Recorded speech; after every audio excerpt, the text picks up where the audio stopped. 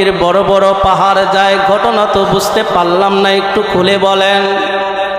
আমার ভাইয়েরা, আমার বন্ধুগণ, এইবার মহিলা ডাক দিয়া বলেন, যেই সমস্ত মানুষগুলা নেকি নেওয়ার জন্য পাগল পারা হয়ে গেল, লাইনে সিরিয়াল ধরে দাঁড়ায় গেল, ভাইজান তারা দুনিয়ার জমিনে কেউ এমন সন্তান রেখে আসে নাই, এমন সন্তান দুনিয়ার জমিনে তারা রেখে আসে নাই যেই সন্তানটা তার জন্য কোরআন তেলাওয়াত করে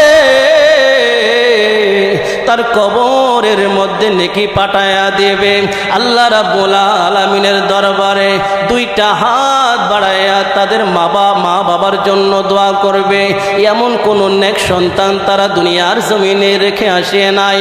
তাদের জিন্দেগিতে কোনোদিন কোনো মাদ্রাসাতে দান করে নাই, কোনো মসজিদে দান করে নাই, তিনি কোনো কাজে তারা সহযোগিতা করে নাই, বরং তারা আরো দুনিয়ার জমিনে থাকতে মাদ্রাসা নিয়ে ফিন বাড়িয়ে দিত, মসজিদের বিরুদ্ধে কথা বলতো, ওলামায়ে কেরামদের বিরুদ্ধে কথা বলতো।